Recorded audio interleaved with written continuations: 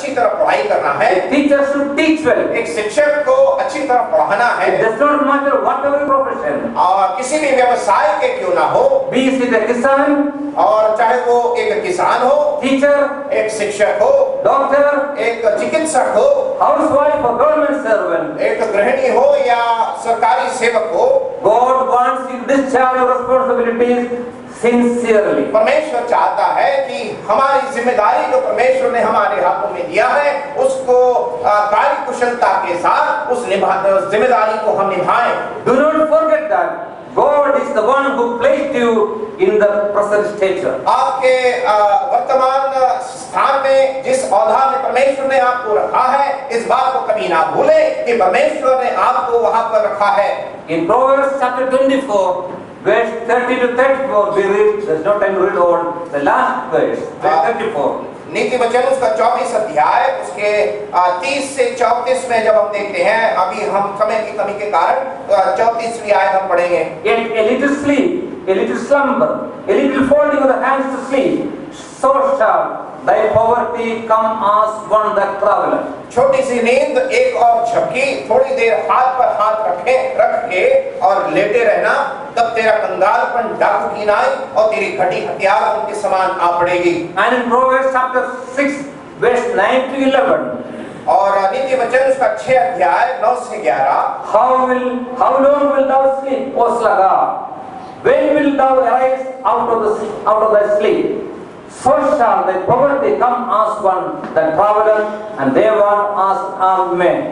हे आलसी, तू कब तक सोता रहेगा? तेरी नींद कब टूटेगी? कुछ और सो लेना, थोड़ी सी नींद, एक और झपकी, थोड़ा और छाती पर हाथ रखे लेटे रहना। The same principle is applicable for God's servants also. यही सिद्धांत परमेश्वर के सेवक के लिए भी लागू होता है। Your primary responsibility goes to please the master who called you for this job. सबसे मूल जिम्मेदारी हम परमेश्वर के सेवक होने के नाते वो यह है, हमारा वफादारी परमेश्वर के सामने होना बहुत जरूरी है, जिसने इस सेवा के लिए बुलाया है। Your reward comes from the master who called you. आपका प्रतिफल उस स्वामी की ओर से आता है जिस स्वामी ने आपको बुलाया है। He keeps a constant watch on us. और वो निरंतर हमारे ऊपर अपने नजर को बनाए रखता है। He weighs our attitude about our work. और हमारे जो कार्य हैं उन कार्यों के ऊपर परमेश्वर अपनी विचारधारा को बनाता है। If you are called as a full-time evangelist, अगर आप एक पूर्ण समय सेवक होकर बुलाए गए हैं, you are not supposed to work as a part-time evangelist. अगर आप पूर्ण समय सेवक होकर बुलाए गए हैं तो आप तात्कालिक समय के लिए आप अपने समय को किसी व्यवसाय या किसी नौकरी में कभी शामिल ना करें। Now the things that I am going to say about not about North Indian workers. अब मैं जो कहने जा रहा हूँ वो उत्तर भारत के सेवकों के संबंध में मैं नहीं कह रहा हूँ। After serving in a country for 33 years outside India, Bharat के बाहर करीब 33 साल सेवा करने के पश्चात I came back with great expectations to India about the missionary work. और मसीही सेवकाई के संबंध में बड़ी उम्मीदों के साथ मैं भारत लौटा। I'm sorry to say that मैं इस बात से जब मैं कह रहा हूँ बहुत खेद है मेरे अंदर। many of the Lord's servant is not doing the job as they are expected to. इस बात को मैं बड़े खेद के साथ मैं आपके सामने प्रकट करूं, परमेश्वर के जो सेवक जो सेवकाई में है, जिस प्रकार की सेवकाई उन्हें करना है वे जिम्मेदारी के साथ नहीं कर रहे हैं। I have seen many evangelists doing the business of real estate. मैंने कई ऐसे सेवकों को देखा है जो जमीन खरीदारी में शामिल हैं। Marriage broker. वे विवाह के वे दलाल हैं। Supplying housemates to various houses. और कई घरों में सेवकों को, नौकरानियों को सप्लाई करने वाले ऐसे सेवकों भी मैं जानता हूँ। There is no problem if you help others. मुझे किसी भी प्रकार की समस्या नहीं है अगर आप दूसरों की सहायता करें। But this is not the field where you are called. लेकिन ये क्षेत्र वो क्षेत्र नहीं है जहाँ पर आपको बुलाया गया है। regarding work and earning, we have a good example set by Apostle Paul. कार्य और कमाई के संबंध में पौलुस ने एक बहुत अच्छा उदाहरण हमारे सामने दिया है। That is in Acts 20 verse 33 to 35. और प्रेरितों के काम उसका 20वां अध्याय उसके 33 से लेकर 35वीं आयत में उस बात को हम पढ़ते हैं। मैंने किसी की चांदी सोने या कपड़े का लालच नहीं किया। तुम आप ही जानते हो कि इन्हीं हाथों ने मेरी और मेरे साथियों की आवश्यकताएं पूरी की। मैंने तुम्हें सब कुछ करके दिखाया किस रीति से परिश्रम करते हुए निर्बलों को संभालना और प्रभु यीशु की बातें स्मरण रखना आवश्यक है कि उसने आप ही कहा है कि लेने से देना धन्य है। Now come to the point spending. अब दूसरा मुद्दे पर हम आते हैं, खर्च करना। Our attitude of spending. खर्च करने के संबंध में हमारी विचारधारा कैसी होनी चाहिए? Moderate spending is a part of civics law we study in high school classes. और हम अपने स्कूल में इस बात को हम पढ़ चुके हैं कि संतुलित खर्च जो है वो एक समझदारी की बात है। Luxury and unnecessary expenses should be avoided. और जो अयाशीपन और बेकार के जो खर्च हैं उससे हमें बचना है। The Lord in His Sermon on the Mount has reiterated this principle. और प्रभु यीशु मसीह ने पहाड़ी उपदेश में ये सिद्धांत हमें सिखाया है। For house construction, भवन के निर्माण के लिए, vehicle, गाड़ी के लिए, dress, food and marriage. और कपड़े, भोजन और विवाह। It has become difficult to differentiate between a believer and a non-believer. इन विषयों में एक विश्वासी और अविश्वासी के बीच में आज फर्क करना बहुत मुश्किल हो गया है। Once our parents worried what to wear. हमारे पूर्वज एक समय में इस बात की चिंता किया करते थे क्या हम पहनेंगे।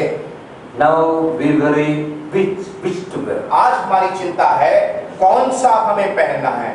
God has given us lot of dress, lot of sarees, lot of shirts. परमेश्वर ने हमें बहुत अच्छे और अलग-अलग तरीकों के कपड़े हमें दिया है। There was a time that our fathers, our grandfathers do not have a shirt to wear. एक ऐसा समय था जब हमारे बाप दादू के पास एक अच्छा कमीज नहीं था पहनने के लिए। When we are in this world, we have temptation. We have tendency of temptation. जब हम इस संसार में रहते हैं तो हम इन चीजों से आकर्षित हो जाते हैं। If my neighbor purchase a good car, I also want a good car. मेरा पड़ोसी अगर एक अच्छा कार खरीदा है तो मुझे भी एक अच्छा कार खरीदना है। New model of TV. और एकदम आधुनिक मॉडल का जो टीवी है। Apostle John in his epistle, 1 John chapter 2:16. पहला यूहन्ना उसका दूसरा अध्याय उसके 16वें आयत में इस प्रकार पढ़ते हैं। We have to overcome the temptation of the lust of the flesh, lust of the eyes, and the pride of life. हमें शरीर की अभिलाषा, आंखों की अभिलाषा, जीविका के घमंड के आकर्षणों से हमें बचना है। Now one more thing I want to tell you, my dear brothers.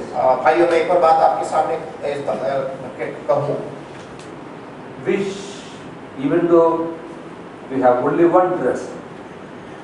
इस बात को थोड़ा अनुमान लगाएं, अगर आपके पास केवल एक ही कमीज है पहनने के लिए, It should be kept neat and clean. वो एक कमीज जो है उसको आप साफ सुथरा रखें।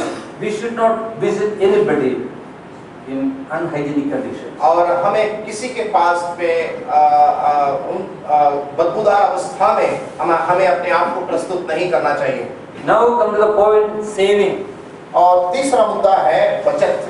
Save for our life and for others. और हमारे जीवन के लिए, व्यक्तिगत जीवन के लिए बचत करें और आने वाली पीढ़ी के लिए भी बचत करें। We should save even if we have very meager income.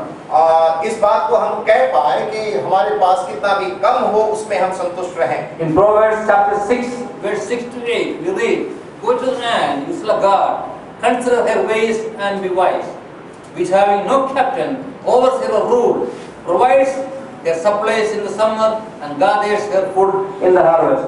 नीति वचन उसका 6वां अध्याय उसके 6 से 8 में पढ़ते हैं, हे आलसी, चींटियों के पास जा, उनके काम पर ध्यान दे और बुद्धिमान हो, उनके ना तो कोई न्याय होता है, ना प्रधान और ना प्रभुता करने वाला, तो भी वे अपना आहार धूप काल में संचय करती है और कटनी के समय अपनी भोजन वस्तु बटोरती है। we must teach our children these very same principles. हमारे बच्चों को इस विषय के जो सिद्धांत है हमें सिखाना बहुत जरूरी है। Our sayings will be beneficial not only to us but for others also when in need. हमारा बचत का जो लाभ है उस समय हमें पता चलेगा जब हमारे सामने जरूरत आएगी और ये जरूरत के समय ये बचत हमारी सहायता करेगा।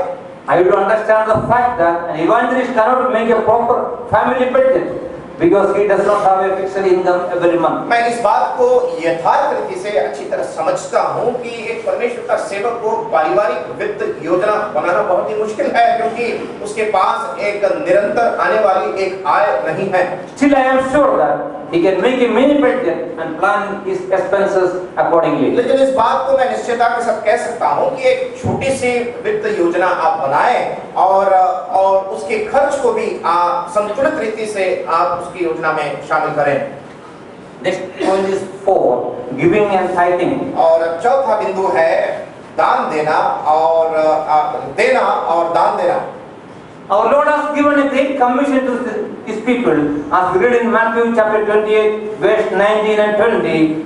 Go ye therefore and teach all nations, baptizing them, teaching them to observe all things whatsoever I have commanded you. प्रभु यीशु मसीह ने अपने शिष्यों को बहुत बड़ी आज्ञा दिया है। मत्ती सुसमाचार उसका 28 अध्याय और उसके 19 आयत में, इसलिए तुम जाकर सब जातियों के लोगों को चेला बनाओ और उन्हें पिता और पुत्र और पवित्र आत्मा के नाम से बपतिस्मा दो। His disciples obeyed His command. और उसके जो चेले थे प्रभु की आज्ञा को उन्होंने माना। They traveled on land and on sea to the ends of the world. और वे समुद्र से और धरती से चलते हुए वे सफर करते चले गए। Our Lord has directed almost everything but one.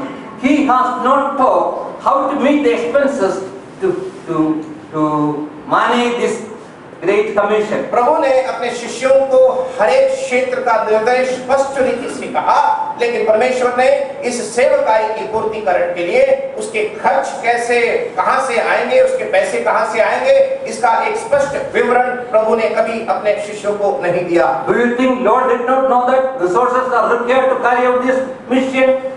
क्या आप सोचते हैं कि प्रभु को ये बात नहीं मालूम था कि इस बड़ी सेवकाई के लिए धन की आवश्यकता है?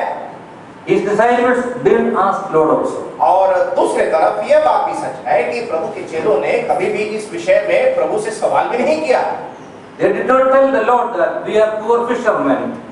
वे कभी इस बात से शिकायत नहीं किए कि हे प्रभु हम तो बहुत गरीब मछुआरे हैं। Who will support us?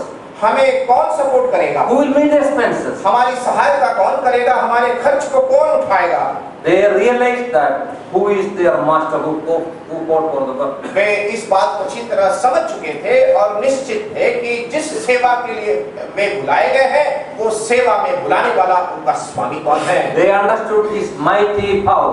और इस महान प्रभु के सामर्थ को उन्होंने जान लिया थे। Lord has given indirect directions about this matter. प्रभु ने अप्रत्यक्ष रीति से प्रभु ने अपने चेलों को इस विषय में मार्गदर्शन दिया है। In Matthew 17 verse 27. मत्ती सुसमाचार उसका 17 अध्याय उसके 27 आयत में हम इसके विषय में पढ़ते हैं। He told them to go and fish. और उनको प्रभु ने आज्ञा दिया कि वे जाकर मछली को पकड़े, तो भी इसलिए कि हम उन्हें ठोकर ना खिलाएं, तो झील के किनारे जाकर बंसी डाल और जो मछली पहले निकले उसे ले, तो तुझे उसका मुंह खोलने पर एक सिक्का मिलेगा, उसी को लेकर मेरे और अपने